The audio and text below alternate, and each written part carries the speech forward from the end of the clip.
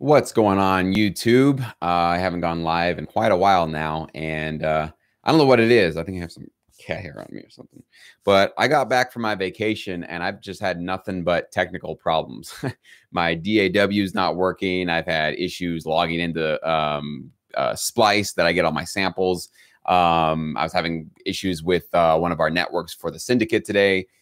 So I don't know. I guess the world sort of burned down and fell apart. Also, Dropbox is having had some weird issues. So there's been a lot of weird things happening since I got back from vacation. So I don't know why. I don't know what's going on, but I'm basically waiting for a couple of things to update on my computer so I can get back to work today. So I figured, hey, I got some time to kill.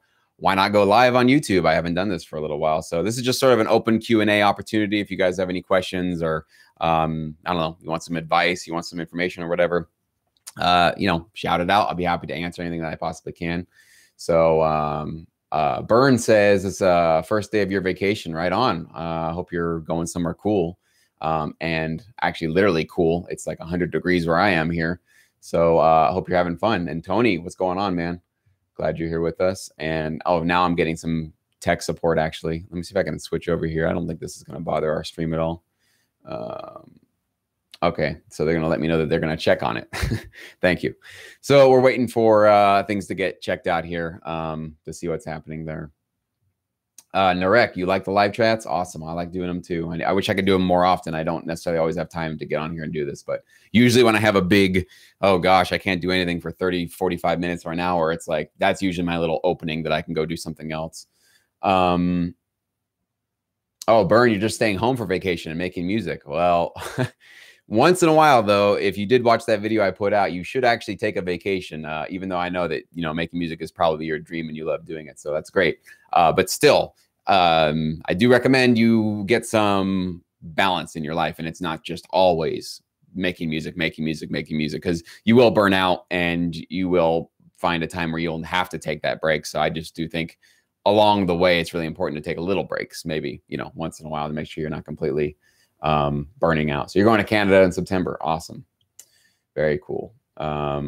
We stopped by on the cruise that I went on. We stopped in Victoria.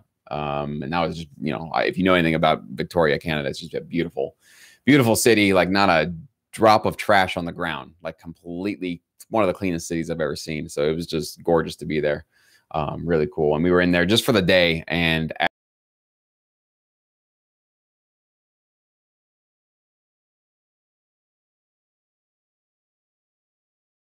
Fisherman's Wharf there. I mean, it's just picture perfect, just incredible. People who live in Victoria, you guys are spoiled for sure.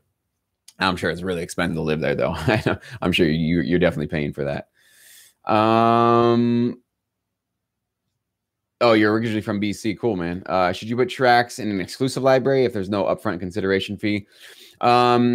Yeah, the one thing with consideration for fees, here's what happened with consideration fees. So when I first got started, there were essentially this new thing coming out called non-exclusive libraries. It was sort of, there were some out there probably always, but it started becoming a trend where like dozens and dozens of companies started coming out and just became libraries. And they basically were saying, hey, we're non-exclusive, send your music to us, send it anywhere else, but we're not paying you for the music because we're not asking for any exclusivity.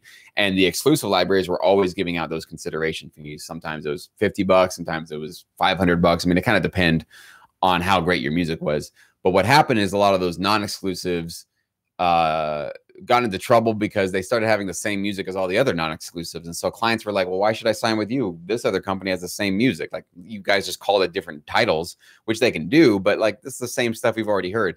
So all the non-exclusives had to start redirecting their efforts into exclusive opportunities. Now, unfortunately, though, what they did is they just switched to exclusivity, but they didn't start introducing the consideration fees, which used to be part of what you had to do as an exclusive library.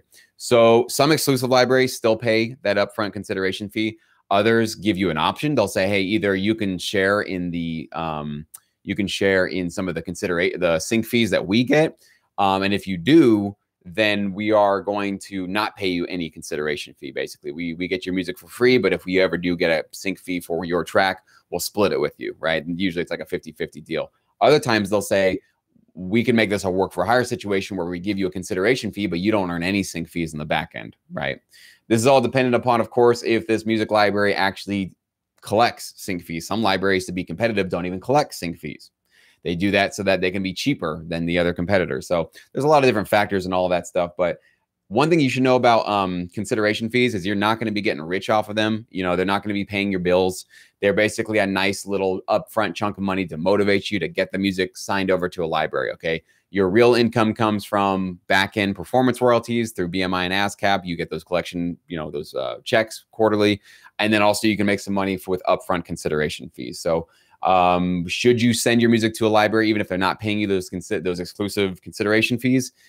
Depends. Like if they're getting you placements that earn you tens of thousands of dollars, who cares if they're giving you even $500 per track upfront? That's chump change compared to what you could be making in the long term. So, you know, you got to kind of weigh the pros and cons. If this is a pretty exclusive, awesome, not obviously exclusive, but like high end sort of an opportunity for you to get your placements out there in a way that you couldn't do before, okay, who cares necessarily about the upfront consideration fees?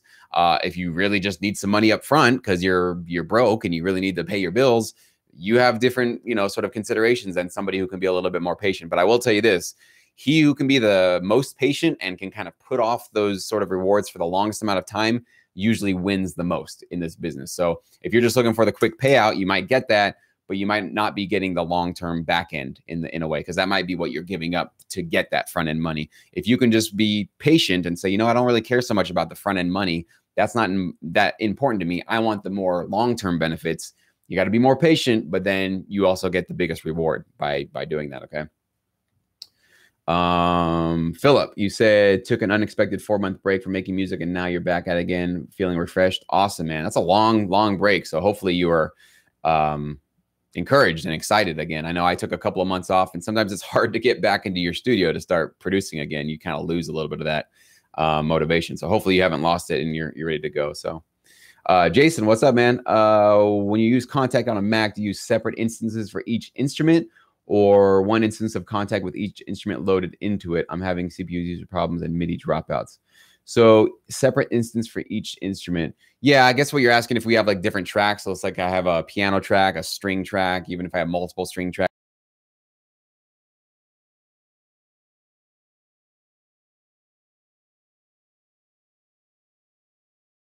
Loaded up there. Track 2 will be staccato strings, and that's one. And then I will have a different track for, let's say, legato strings. I have a longer string section or horns or whatever. So I do have different instances of Kontakt. If you're having issue with loading and CPU stuff, could be RAM, could also be how you're hosting some of your samples and your plugins. You might need to get some faster external hard drives or get faster connectors. I don't know how you're doing that. So a lot of it does have to do with your processor, has to do with your RAM, has to do with also if you have other programs running in the background of your computer. Usually you want to kind of close out of almost everything else except for Logic or whatever you're using. So you know, Pro Tools, whatever you're doing, a lot of different things. But usually I find that your processor speed and your RAM are the two biggest contributors to what you're doing. So you might need to just update your system a little bit if you can. Hello from Argentina, from Nicolas. What's going on from Argentina? You might be the first. I probably had other people from Argentina before, but you're the first person I think that's told me you're from Argentina. So welcome. Burn is asking, do I think future bass, one of those genres like dubstep that no one's going to be using anymore in 3 years? I'm writing lots of it, but concerned about the longevity. Probably. Future bass probably will go out at some point and won't be as popular. So what I do recommend is don't get too pigeonholed into that one particular genre. Or if you all really love future bass, I'm not saying don't do it, but maybe try incorporating some like hybrid orchestral elements or piano or guitar or something that can also be it could stand the test of time a little bit longer than just a very specific niche dubstep sound. Because you guys know, how often do you hear dubstep these days? You don't, right? And you don't want to be stuck in that situation. Let's see. Just for, sorry guys, multitasking here. I'm doing tech support for my website and live stream, which I shouldn't do. I'm sorry, that's rude. But you know how it is. Like you wait for like hours to get tech support. When they finally jump on the chat with you, like you're gone, and then they're like, "Oh, you know, get back with us and send us an email." It's like it's so annoying. Let's see. Anders, what's going on, Anders? Just been kind of stuck as to how to contact certain libraries that don't have a submission email. Is it acceptable to just call the number they have posted on our site? Usually, I don't recommend you guys call. Usually, I do recommend you email. they will almost always have an email address. It might not be like submissions at, you know, musiclibraryx.com, but it might be a contact, or there might be a name there. Usually every website will have some way to get a hold of them. Now, if you don't find any email for them, it's likely that they're currently not accepting submissions. You can obviously always try to look at their social media, see if there's ways they say, hey, if you're interested, contact us. Like sometimes you go to their Facebook page and they'll have in their About Us section for submissions, for info, you know, contact us here.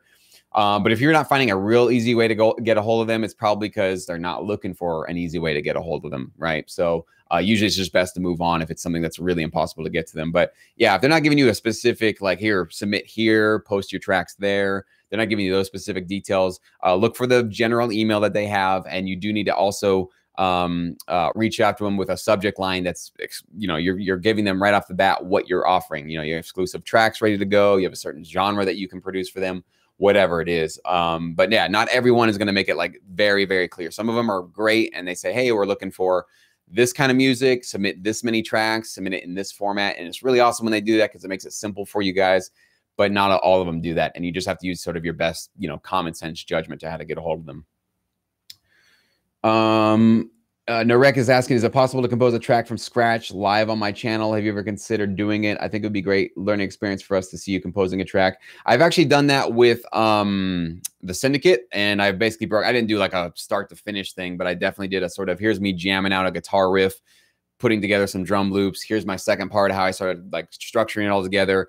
And then finally how I put the final touches on it. So I think I might do that again for other genres and stuff. And I definitely have put out a lot of tutorials here on my YouTube channel, and also exclusive ones with the Syndicate for how I put together my tracks and why I've structured them the way that I have. In fact, I just did one yesterday for our current licensing opportunity, how to put together these sort of like transition sections from tension to rising to a release, and how to give a really nice magical, I call it Disney magic feeling in it.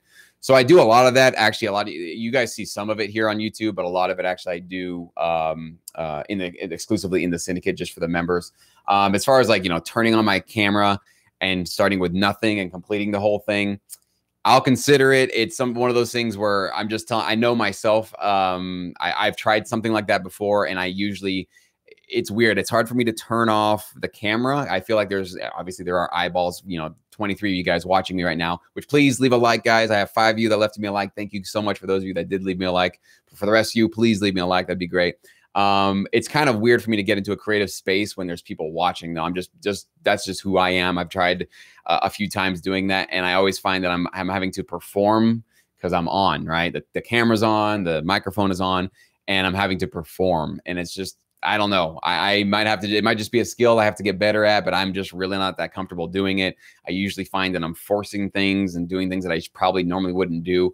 It's just kind of a strange experience. I know I do have some mentors actually though, in the Syndicate that actually have done something like that, where they just turn on their camera and just start composing, and they're great at it, and they can put up some cool stuff.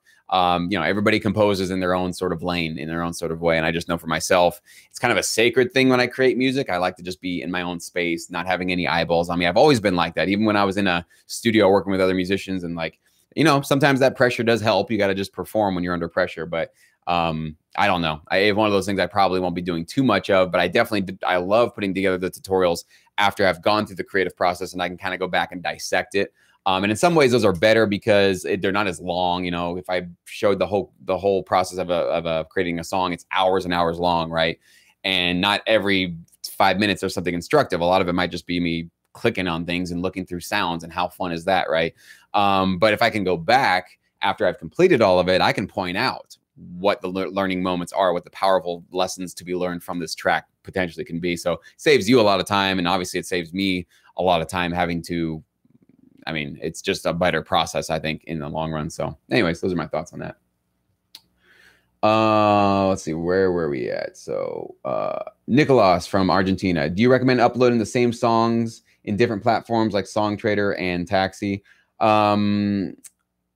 I don't know what you mean. Like if you're talking about for like licensing opportunities, if you're going for non-exclusive things, I mean, this goes across the board for all libraries and opportunities. If it's non-exclusive, you can legally have it, you know, and by contract, you know, you can have it in many different platforms simultaneously if you'd like to. I don't think that that's the way to create great relationships, by just throwing your music in a bunch of these sort of like larger companies that have tens of thousands of other artists and producers on their platforms, because you're just one out of tens of thousands, maybe even hundreds of thousands. And so you're not going to be creating direct relationships. You're not going to be reaching out and talking to people directly. So I don't know. I mean, I have only had a career because I have personal relationships with people in this industry. So I get on the phone with people, I email people directly. It's a people business. So I wouldn't be spending so much time on platforms where you're just throwing something against the wall for an opportunity that's being also submitted to tens of thousands of other people. I mean, if that's what's going on there, good luck. I hope you get it, right? But like, that's not going to develop you into personal relationships. You might land something and actually get a placement. That's great. But if you really want to have longevity and you really want to start to get like constantly being offered gigs exclusively, maybe not just to you, but maybe just to you and like 3 other guys or 5 other guys on a current catalog's roster, you got to get on the phone with people. You got to talk to people. You got to be in people's email inboxes. Okay. You can't be submitting anonymously or just through some sort of a huge, you know, thing like that. So yeah, I don't know if that answered your question. Hopefully that was insightful.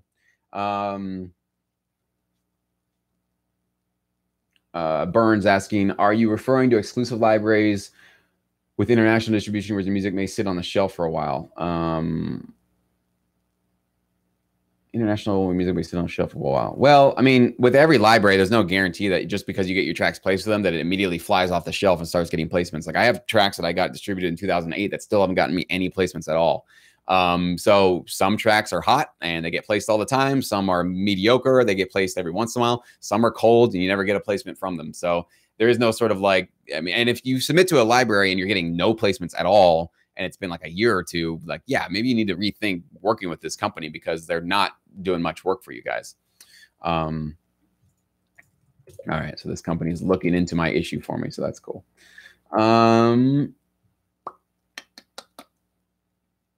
Let's see. Tony, some of your tracks sound good in your headphones, but when you post to SoundCloud, the low end gets squashed and phasey. Yeah, the suggestion would be don't use SoundCloud. I've had that same issue where I don't know if I've noticed that particular issue, but I've heard clicks and pops and weird things going on with SoundCloud's compressor settings when you upload a track to them. So I have been telling all of my members to start using Dropbox. Now, Dropbox has been having some weird issue in the last week where MP3s don't allow you to skip through the track. So I don't know if that's on it's definitely not on my end because I've had other members talk about it. And it's definitely not like a browser specific issue because I've tried it on Chrome, Safari, Brave. I tried it on many different platforms, Firefox, many different browsers, and it was always giving me that issue. But now when people are uploading WAV files, I can skip in between because when I'm reviewing songs, I got to be able to like go back and say, hey, remember this part? Like, and if I can't do that, it's just the feedback process is just horrendous.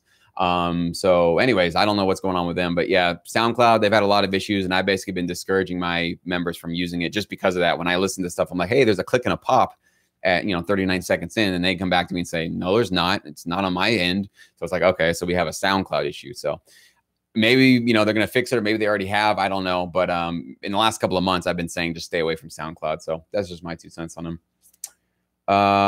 If you publish a track on Spotify, can you still license it? You just need to let a particular music library know that your track is out there and it's potentially in the public, audience out there. So some libraries don't care at all. They're like, great, no, it doesn't matter as long as we get it exclusively for music licensing.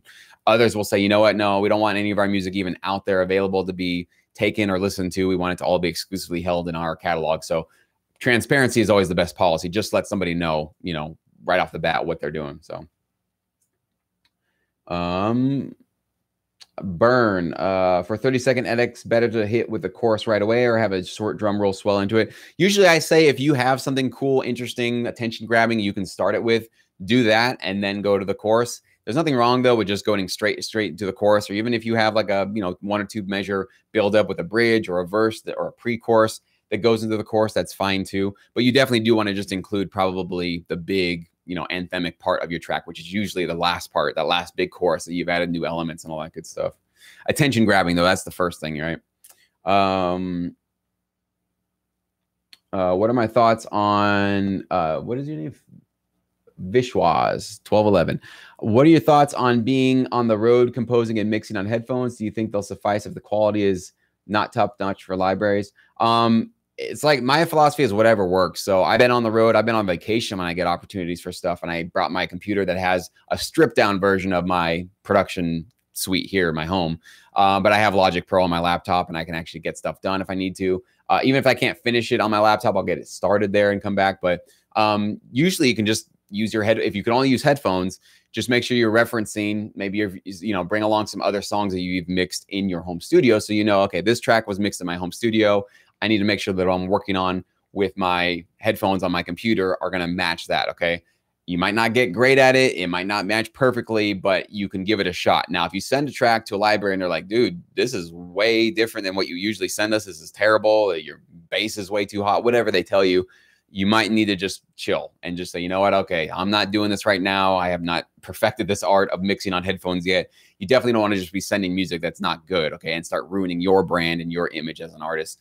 Just tell them, hey, I'm on the road. I'll be back in a week. I'll get it to you then. That's usually the best answer if you haven't done that before. But hey, you can just start practicing. Maybe as you're home, start mixing with headphones and try to get that skill sort of built in so that when you are on the road, you know how to do it. But it's just about like doing it enough times and building in that sort of muscle memory of how to do it that you'll get good at it.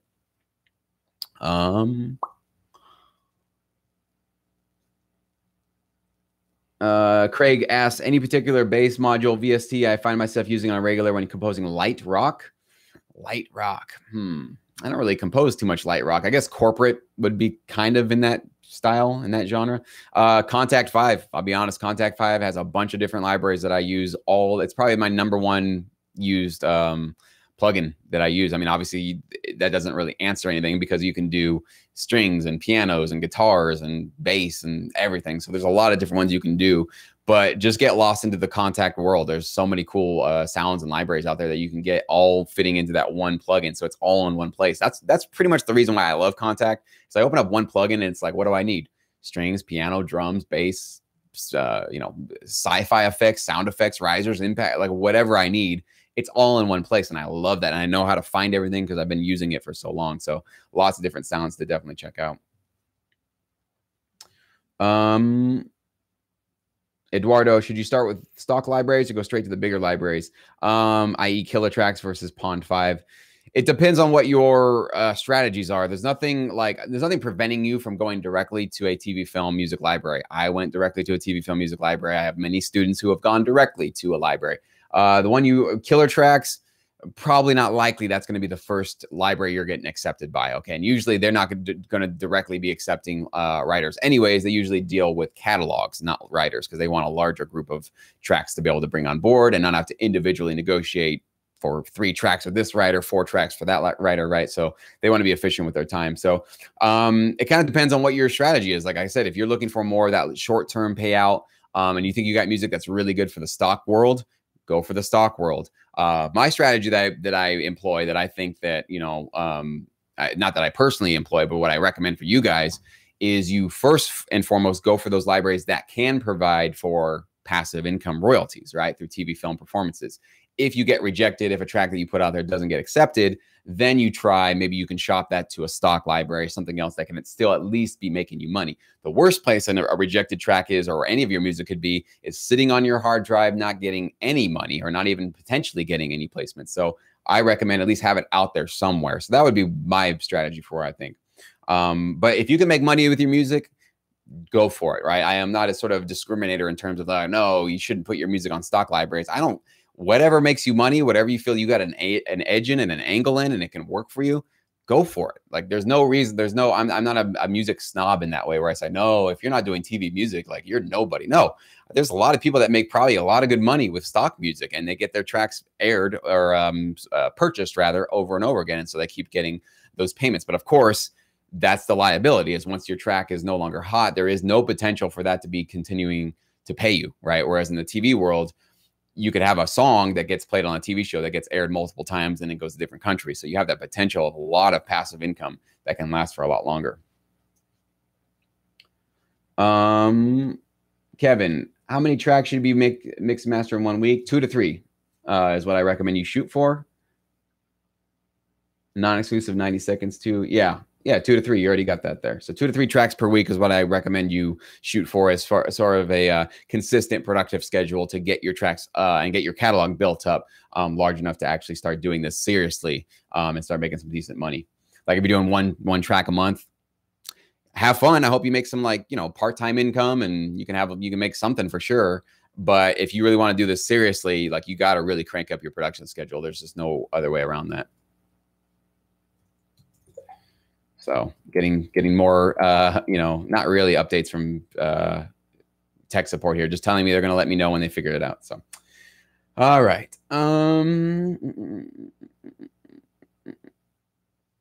Let's see, where were we at? How long should each track last for libraries? Usually it's 2 to 3 minutes, unless they tell you specifically they want it 1 minute or a minute and a half. Usually 2 to 3 is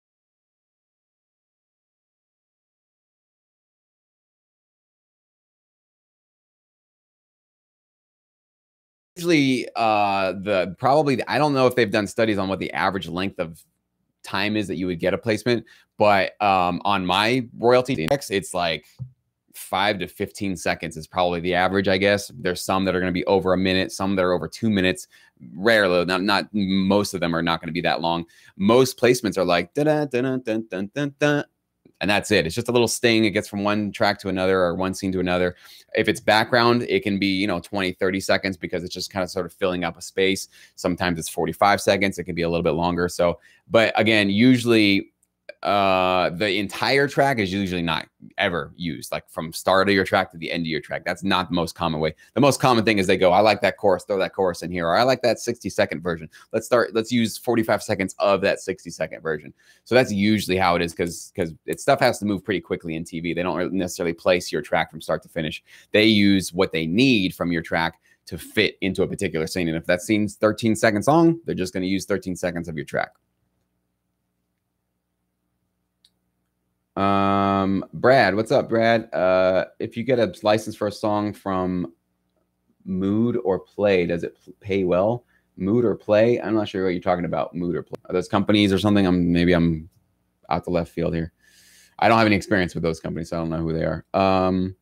What laptop should you buy for DAM now? I don't know what DAM is. Microphone should you use for string recording? I don't record strings, so I couldn't tell you that. I use all fake strings on my keyboard, so I don't use microphones for recording strings. Laptop for, maybe you're talking about DAW, producing music, I would say go with a MacBook Pro. Go with a Mac. I'm a Mac user, and I think, you know, using Logic Pro is a great program. It's $200 and it comes with almost every sound you could really potentially want. And you can make some really great sounding tracks just with the built-in sounds that Logic. That wasn't true probably years past, but now it's becoming more and more true. They're really stepping up their sounds and stuff. So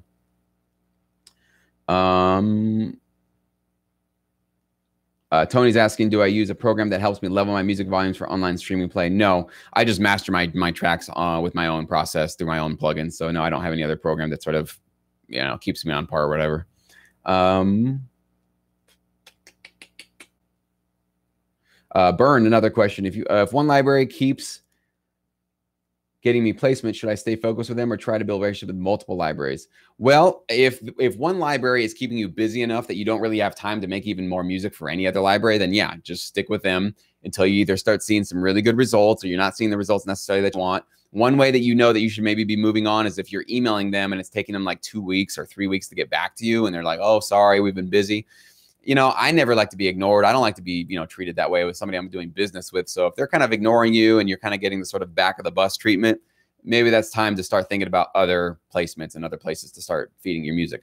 If you're, you know, sort of like chomping at the bit going, hey, what else can I give you guys? And they're not really giving you enough work and they're not saying like, hey, just send us whatever you got, then yeah, that would be a time to start like getting on to another library and start opening up a new relationship. So, but basically just having enough work where you're staying busy. Like, and I remember there were most of my career, I always had that feeling of like, once I'm done with these 3 tracks, I got that library that needs those 4 tracks. And once those are done, I'm going to come back and do this. Like I always had something going on in the future. If you're looking at your schedule right now and it's blank and there's nothing being asked of you and you don't have any sort of project you're working on, that's a usually good sign. You got to start partnering with another company and start getting some more work coming your way. Wishnewski, videos are great. Thank you very much for the wisdom. Do you have any idea if there are any difference if one is not a U.S. citizen regarding sync?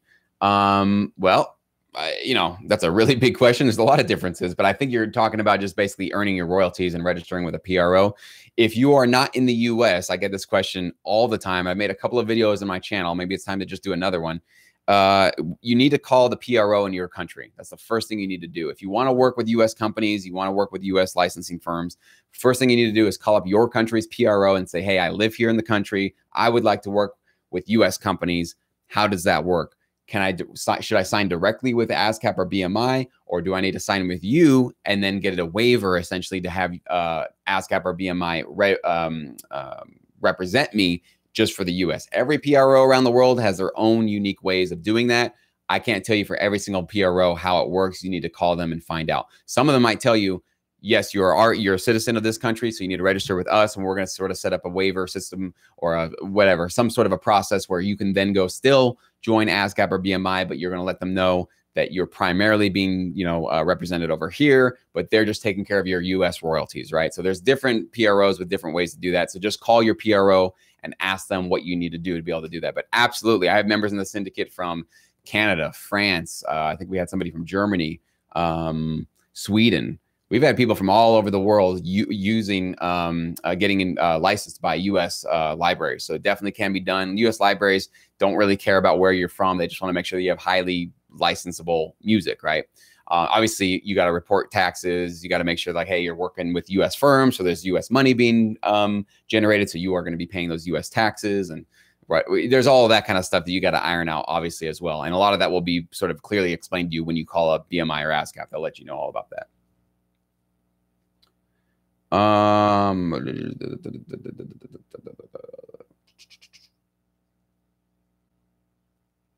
Let's see. Okay, keep them going down here. Just got a spec. The Cool Crew has a comment here. Just got a spec for a 15-second Pepsi ad. Right on. When you do a short spec, do you usually end the spec at 14:29 seconds just to have room to work with? No, if they're asking for a 15-second, I mean, they might ask you also what the frame rate might be. So you might have to set your frame rate. I mean, you got to get some specifics from whoever you're sending the spec to. But no, if they're asking for 15 seconds, I make sure my cue is actually 15 seconds long. Now, the music needs to be done by 15 seconds. So maybe the last hit of the song is at 14 seconds and I have a quick little fade out, or maybe it's at 13 seconds. So if they gave you a video to score to, you should always be scoring to that. But no, I usually just get it right at 15 seconds, whatever they're asking for. Eduardo, when am I going to release the genre-specific library list? That is coming very soon. That'll probably be coming, I would say. I was thinking about actually releasing it this week. There's a couple of things I need to fix up and get right with it, though, before I do that. So I'm shooting for basically the 1st of August, right? Yeah, August is the next month. So basically 2 weeks from now, I'm going to be making a big announcement. You guys will definitely know about that. I'm going to be blasting it all over my YouTube channel, all over email. I'm extremely excited about it. The reason why I'm taking a little bit longer is because I want to make sure that it's as useful and as powerful as it possibly can be for a lot of you guys that just want to get started in the library business and in the licensing business. And you just need to know where to go, how to submit your tracks, and also what is your competitive edge going to be. Like, so rather than just sending whatever music to whatever library, you're going to go now learn what is the weakness in this library, what is the thing that they could possibly need, and how can you potentially directly serve that and also communicate that directly on your first submission, so that you have the best chances of not only gaining their attention right off the bat, like you got to get their attention, but secondly, getting accepted, right? You got to get those results of them sending you an acceptance contract. And the way to do that is you do have to get out of your own way in many ways. It's not about you, but really focusing on the needs of a specific library. So I've been basically taking a lot of your guys' feedback. I've gotten a lot of emails about people wanting the service and sort of giving me like, hey, this would be cool if you included this, included that. That's the kind of stuff that I've been really injecting into the process to make sure that it's as powerful and useful. As you guys know, I don't do anything unless I think it can really get results. And so from the results that I've already been seeing with the other, with my YouTube channel here and the syndicate and the master course, I have a pretty good track record of, before I release anything, I make sure that it's going to be as useful, practical, and actionable as possible. And I'm doing the same process for this thing. So if it's not broke, don't fix it, right? So the same process is going into this new service. I want to make sure that, like, I start getting some success stories within like a month. Like that's what I want. Within 1 month of putting this thing together and getting you guys involved in it, I want to start getting these success stories of like, Jesse, it worked. I'm into a library. Boom. Like I want that. That's how I'm designing this. I want this thing to be that powerful that people are getting off the sidelines and getting into the licensing business, because it's going to help the libraries out too, because they're going to start getting much more professional submissions rather than what they're getting now, which is spam and, you know, irrelevant information, irrelevant music that has nothing to do with them or what they're looking for. Okay. That's what most, probably 95% of producers are doing right now in the licensing business. They're clueless. They don't know what they're doing. So this is hopefully going to sort of equip you with 10 years of knowledge and experience that you're just not going to get anywhere else. And that's the other thing too. I wanted to make sure this is going to be one of a kind. Like you won't find this anywhere else online ever.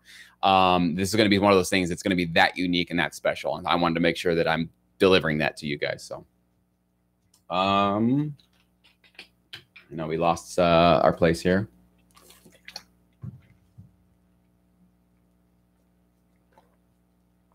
All right. Were you used to, let's see, David Russo, were you used to listen to the music you compose, or did you have to learn it? I'm not sure what that question is. I am self-taught, if that's the question. Yeah, I didn't take any sort of special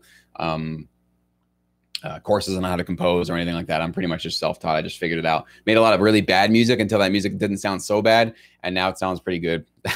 That's basically my whole arc. That's how it works. That's how everybody's arc works. Like nobody is born with that. I mean, I have some, I guess you could call it musical talent. I have a knack for music, but putting that talent into, you know, Logic Pro, you got to learn it. It's just, there's a learning curve. It's really frustrating in the beginning. If you're just learning, I totally understand how frustrating that could be.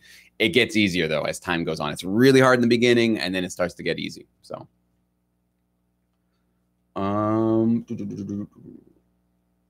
Burns asking, actually Vishwas asks, do you have to take into consideration of broadcasting standards while mastering?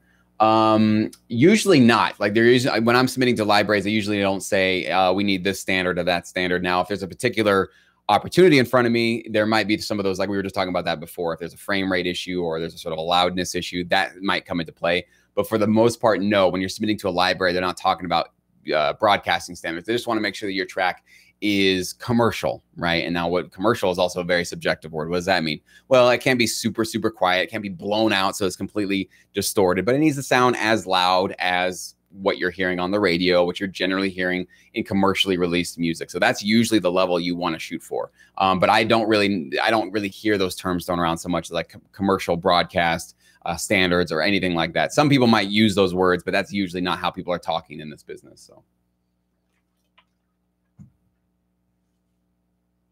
The Cool Crew says, I got to do more Q&A videos. These are clutch best from the content from your viewers. Well, thanks, man. I know I do need to do more of them, so I'm glad you guys are enjoying them. Eduardo, you're welcome, man. Glad you're enjoying the content. Matt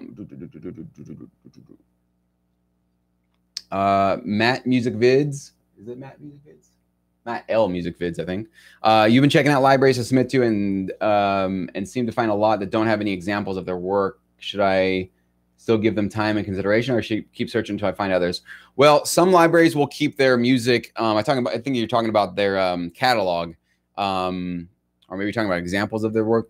You know, that can be two different things. One can be they're showing off what they've got in place. And the other one can be, here's our catalog. So if they're not showing you that they're getting placements, okay, that's a little bit worrisome, because that's normally the first thing that any library wants to show you. We are legit. We get placements on ABC, CBS, CNN, whatever, right?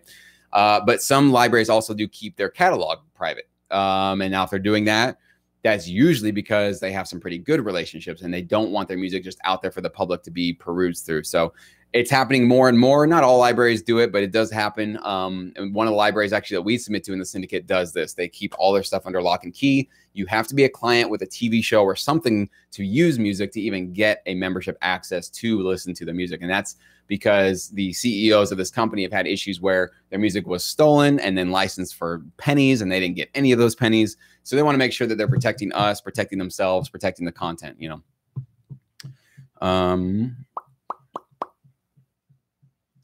Eduardo, I hope it's affordable. It is going to be extremely affordable. That's all I'll say for now. I'm not going to spoil it, but extremely affordable.